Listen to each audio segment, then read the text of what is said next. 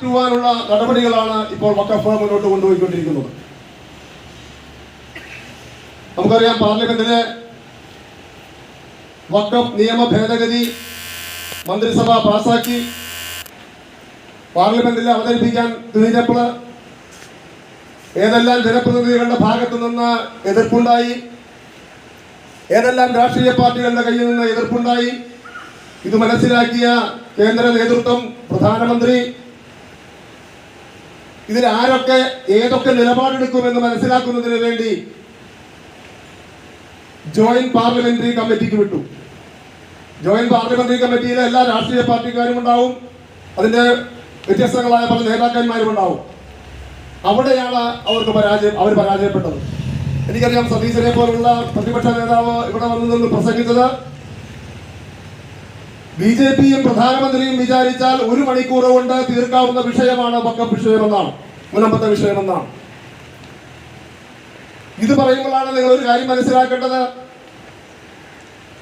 രാജ്യത്തെ കർഷകർക്ക് ദുരിതമായ ചില നിയമങ്ങൾ പുനഃപരിശോധിക്കുന്നതിന് വേണ്ടി ഭൂരിപക്ഷത്തിന്റെ അടിസ്ഥാനത്തിൽ ഭാരതീയ ജനതാ പാർട്ടിയുടെ മന്ത്രിസഭ തീരുമാനമെടുത്തു.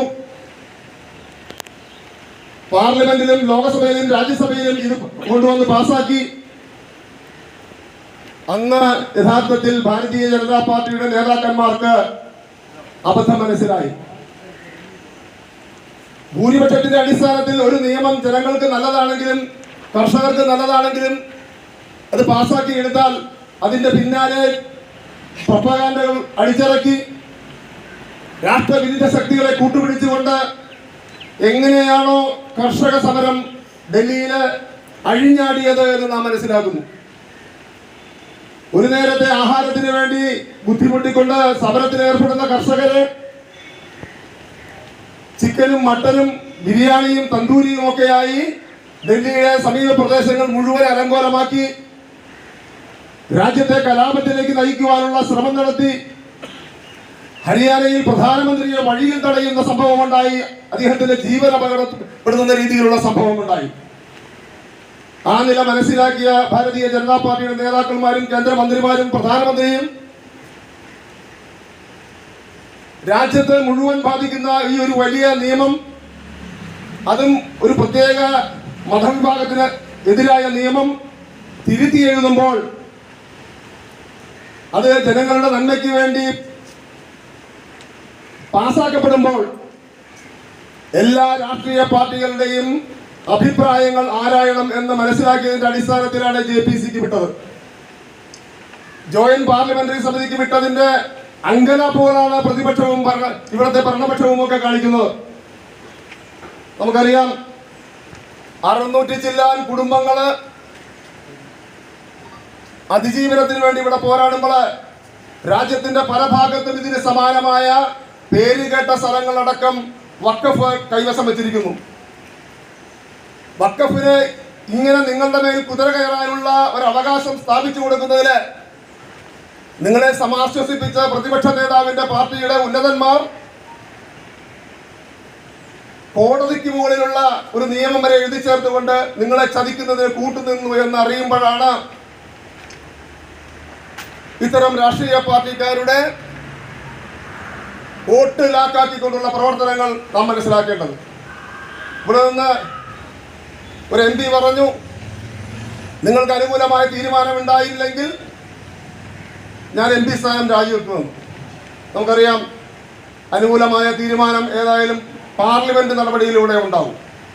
പക്ഷെ അതിന് എനിക്ക് തോന്നുന്നു 2026 വരെ കാത്തിരിക്കേണ്ടതായി വരാം. കാരണം ജോയിന്റ് പാർലമെന്ററി സമിതി അത്ര പെട്ടെന്നൊന്നും ഒരു തീരുമാനമെടുക്കാൻ സാധ്യതയില്ല. അവിടെയും അഭിപ്രായ വ്യത്യാസങ്ങൾ ഉണ്ടാവും.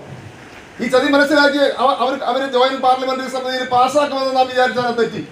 പക്ഷെ ജോയിന്റ് പാർലമെന്ററി സമിതിയിൽ ആരാണെന്ന് ഈ സമരസമിതിക്കാർക്കും ഭൂമി നഷ്ടപ്പെടാൻ പോകുന്നു എന്ന് അങ്കലാപ്പുള്ളവർക്കും മനസ്സിലാക്കി കൊടുത്തതിന് ശേഷം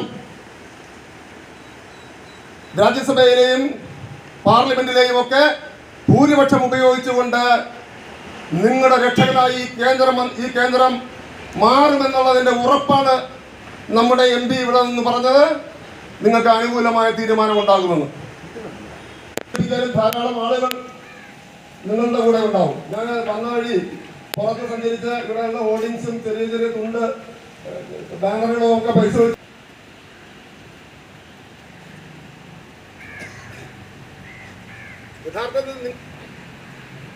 യഥാർത്ഥത്തിൽ നിങ്ങളുടെ ആവശ്യങ്ങൾക്കനുസരിച്ച് അറിയുന്നവരും കേൾക്കുന്നവരും പറയുന്നവരും ഒക്കെ നിങ്ങൾ എതിർക്കുന്നവരടക്കം അവരുടെ ആശയഗതിയിലുള്ള രാഷ്ട്രീയ പാർട്ടിയുടെ അകത്ത് സംസാരം നിങ്ങൾ കാണിക്കുന്നത് ശരിയാണെന്നുള്ളതാണ്. ഈ വസ്തു നിങ്ങൾക്ക് നഷ്ടപ്പെടാൻ പാടില്ല എന്നുള്ളതാണ്. ജാതി നോക്കി ആരും ഇവിടെ ഒരു വോട്ടിംഗ് സിസ്റ്റം തയ്യാറാക്കിയിട്ടില്ല.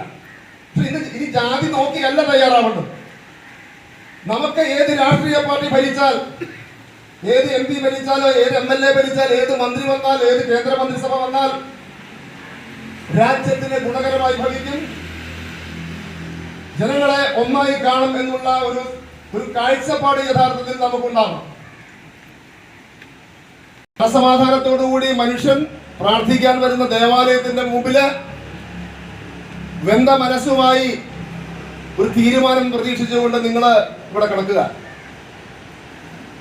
ഇന്നലെ വരെ ഈ കടലിനോട് മല്ലടിച്ചിരുന്ന ആളുകള്, കടല് ഉപജീവനത്തിനായി ഉപയോഗിക്കുന്ന ആളുകള്, അതിന്റെ ഓരത്ത് പ്രകൃതിയെ തമസ്കരിച്ചുകൊണ്ട് ജീവിച്ച ആളുകള്, നമുക്കറിയാം സുനാമി വന്ന വെള്ളം വന്ന സമയത്തൊക്കെ നിങ്ങൾ ധാരാളം കഷ്ടപ്പെട്ട ആളുകളാണ്. ഈ പ്രദേശത്തെ ആളുകളാണ് വെള്ളപ്പൊക്ക സമയത്ത്, മഹാവെള്ളപ്പൊക്ക സമയത്തൊക്കെ നമ്മുടെ വൈപ്പിൻ, ചെല്ലാനം, മുനമ്പം മേഖലയിലുള്ള ആളുകളാണ് സർക്കാരിനേക്കാൾ വലുതായി ഉണർന്നു പ്രവർത്തിച്ച ആളുകൾ. അപ്പൊ നിങ്ങൾക്ക് ഒരു സാമൂഹ്യ കർത്തവ്യബോധം നിലവിലുണ്ട്. പക്ഷേ സംവിധാനങ്ങൾ ഉപയോഗിച്ചുകൊണ്ട് നിങ്ങളെ രക്ഷിക്കുവാനുള്ള മാർഗം സ്വീകരിക്കേണ്ട ആളുകള് നിങ്ങളെ പെരുവഴിയിലാക്കി, വഴിയാധാരമാക്കി, വില്ലേജ് ഓഫീസിൽ കരമെടുക്കണ്ട എന്ന് പറഞ്ഞു, പഞ്ചായത്തിന് നമ്മുടെ വീടിന്റെ കരമെടുക്കണ്ട എന്ന് പറഞ്ഞു. ഇങ്ങനെ കരമം കൊടുക്കാതിരുന്നാൽ എന്താണ് അവസ്ഥ? ഞാൻ കഴിഞ്ഞ ദിവസം ഒരാളോട് ചോദിച്ചപ്പോൾ പറഞ്ഞത് മോളുടെ കല്യാണമാണ്, വലുതായിട്ടൊന്നും കരുതി വെച്ചിട്ടില്ല. സാധാരണഗതിയിൽ ചെറുതായിട്ട് കരുതി വെക്കണമെൻ പോലും ആ സമയത്ത് ബാങ്കിലോ എവിടെയെങ്കിലും ഒക്കെ നമ്മുടെ ഭൂമി പണയം വെച്ച് സാവകാശം വീട്ടാമെന്നുള്ള ഒരു തീരുമാനത്തിൽ ഭൂമി, അവനവൻ താമസിക്കുന്ന ഭൂമി പണയപ്പെടുത്തിക്കൊണ്ട് പൈസ എടുക്കാറുണ്ട്. കരമൊടുക്കാത്ത ഭൂമി ഒരു ബാങ്കും പണയത്തിലെടുക്കില്ല, ഒരു പ്രൈവറ്റ് സ്ഥാപനം പോലും എടുക്കില്ല. കാരണം സർക്കാർ അപ്രഖ്യാപിതമായി പ്രഖ്യാപിച്ചിരിക്കുകയാണ് ഈ നിങ്ങൾ താമസിക്കുന്ന ഭൂമി നിങ്ങളുടെ അല്ല എന്ന്. അവരുടെ പ്രവർത്തനത്തിലൂടെ കരമൊടുക്കാൻ നമുക്ക് സാധിക്കാത്തിടത്തോളം കാലം സർക്കാർ അപ്രഖ്യാപിതമായി പറഞ്ഞിരിക്കുകയാണ് നിങ്ങളുടേതല്ല ഭൂമി എന്ന്. ഇപ്പൊ ചെറിയ